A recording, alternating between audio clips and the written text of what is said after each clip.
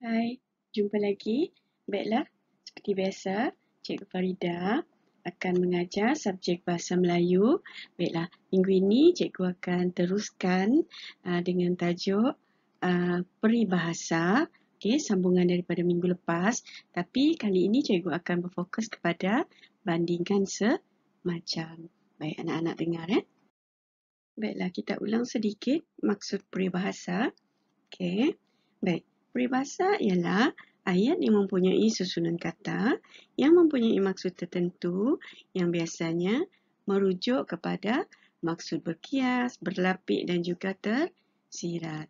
Okey, baiklah, seperti yang telah cikgu beritahu minggu lepas, peribahasa terbagi kepada beberapa bahagian, iaitu simpulan bahasa, perumpamaan, bandingan semacam, pepatah dan juga bidalan. Hari ini kita akan lihat bandingan semacam. Baiklah anak-anak, kita lihat dulu apakah maksud bandingan semacam. Okey, bandingan semacam ni sebenarnya ialah ungkapan yang menggambarkan sifat seseorang atau sifat sesuatu benda secara bandingan. Okey, bandingan yang digambarkan itu adalah jelas. Okey, kita tengok contohnya, baru anak-anak faham nanti ya. Baik, adil seperti hakim. Okey, seperti yang kita tahu, hakim ni adil. Dia tak ada berat sebelah. Jadi jelas. Di sini maksudnya jelas ya. Jadi orang yang adil itu dibandingkan seperti hakim ya. Okey, baiklah, seterusnya angkuh seperti merak. Baik, kita tahu burung merak ni dia punya sayap atau bulu dia bila dikembang, wah, sangat cantik, sangat besar ya. Tapi nampak macam angkuh, sombong ya. Dengan bila dia dah kembangkan sayapnya, bulunya tu, dia berjalan dengan angkuh, dengan sombong sekali rupa dia. Jadi orang yang angkuh atau orang yang sombong ini diumpamakan atau dibandingkan macam burung merak. Okey, jadi jelas di sini ya. Maksudnya sangat jelas bandingan tu ya. Baiklah, seterusnya baik seperti malaikat. Okey, anak-anak pun tahu malaikat ni memang baik. Okey, tak pernah buat silap, sentiasa taat pada perintah Tuhan. Okey, jadi orang yang baik ini dibandingkan seperti malaikat. Ya. Okey, baiklah. Berani seperti harimau. Okey, semua kita tahu harimau ni haiwan yang sangat berani. Okey, jadi orang yang berani dibandingkan seperti harimau. Baiklah, kita teruskan. Cikgu akan bagi contoh bandingan semacam dengan ayat contohnya sekali supaya anak-anak lebih faham ya. Okey, bandingan semacam itu. Okey. Baiklah, besar seperti gajah. Okey, kita tahu gajah tu besar kan? Okey, kita nak tengok apa yang dibandingkan dengan gajahnya. Walaupun badannya besar seperti gajah, tapi dia seorang yang ringan tulang. Okey, jadi di situ kita boleh faham. Okey, walaupun badannya besar, okey, gemuklah dalam arti kata lain ya, tapi dia seorang yang rajin ya. Baiklah. Jadi badannya dibandingkan besar macam gajah tadi ya. Okey, bising seperti pasar. Okey, pasar ni ramai orang. Jadi sentiasa bising dengan suasana macam-macam ya. Dengan suara orang dan macam-macam lagi lah. Okey, suasana di dalam kelas itu bising seperti pasar apabila guru tiada. Okey, daripada ayat tu anak-anak boleh gambarkan macam mana agaknya bisingnya kelas itu ya, seperti pasar. Okey, baiklah. Cantik seperti bidadari. Okey, wajahnya yang cantik seperti bidadari itu diwarisi daripada ibunya. Okey, orang yang cantik ini dibandingkan seperti bidadari. Sebab kita tahu bidadari ni memang cantik ya. Okey, cerdik seperti kancil. Okey, kita biasa mendengar cerita tentang sang kancil. Sang kancil ini haiwan yang sangat cerdik. Okey. Budak itu berjaya menipu orang yang menculiknya kerana dia cerdik seperti kancil. Okey, jadi ayat ini jelas ya anak-anak? Okey. Baiklah, kita teruskan. Contoh yang lain. Okey, degil seperti keldai. Okey, bagi yang tak tahu, keldai ni ialah haiwan seperti kuda tapi dia lebih kecil dan dia sangat degil. Okey.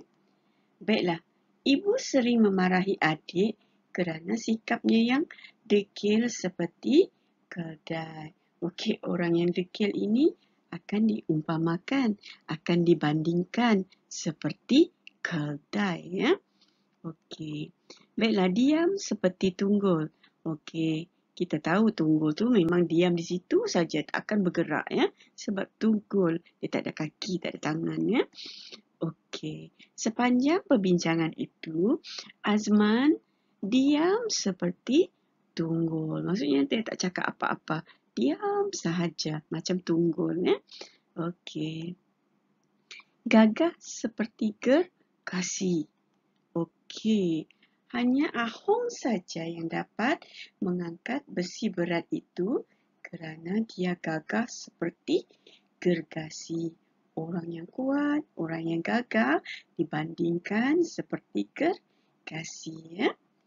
Okey, seterusnya gelap seperti malam. Kalau hari sudah malam memang tak nampak apa-apa. Sangat gelap kecuali kita suluhkan lampu ya. Okey, suasana di dalam hutan tebal itu gelap seperti malam walaupun hari belum lagi senja. Okey, jadi hutan tebal itu dibandingkan gelapnya seperti malam. Sebab dalam hutan tebal ni banyak pokok yang melindungi cahaya. Jadi gelap ya. Okey. Baiklah, seterusnya. Okey, kuat seperti badang. Anak-anak pernah tengok cerita badang? Okey, badang ni manusia. Tapi setelah dia makan muntah hantu, dia jadi kuat. Okey, ini cerita ni sajalah. Cerita seperti fairy tale, cerita zaman dulu-dulu. Okey. Dia dapat memikul 3 guni beras sekaligus kerana dia kuat seperti badang. Okey. Baiklah. Jadi kekuatannya tadi umpamakan seperti badang dibandingkan macam badang. Kurus seperti lidi. Jadi orang yang kurus ni akan dibandingkan seperti lidi. Walaupun badan anak kurus seperti lidi, tapi dia kuat makan. Okey. Biasanya orang yang kurus ni makan tak banyak. Tapi Ana ni, okey, walaupun dia kurus, tapi dia makan banyak ya. Baiklah, lambat seperti kura-kura. Anak-anak pun tahu kura-kura kalau berjalan sangat lambat ya. Okey, Yuli sering ditinggalkan kawan-kawannya kerana berjalan seperti kura-kura. Maksudnya Yuli ni berjalan dengan lambat sekali ya. Okey. Mahal seperti emas. Kita pun tahu emas sangat mahal harganya. Okey, dari sehari ke sehari harganya semakin naik ya. Emak tidak mahu membeli baju di kedai itu kerana harganya mahal seperti emas. Jadi baju itu dibandingkan harganya mahal macam harga emas. Okey, baiklah anak-anak. Okey, itu dia tadi contoh bandingan semacam dengan ayat contohnya sekali. Jadi cikgu harap anak-anak faham okey, apa maksud bandingan semacam setelah melihat contoh-contoh ayatnya ya. Jadi okey, latihan-latihan yang cikgu bagi jadi cikgu harap anak-anak boleh buat dengan betul ya. Baiklah anak-anak. Okey, cikgu rasa cukup setakat ini. Untuk kali ini kita akan jumpa lagi di lain masa.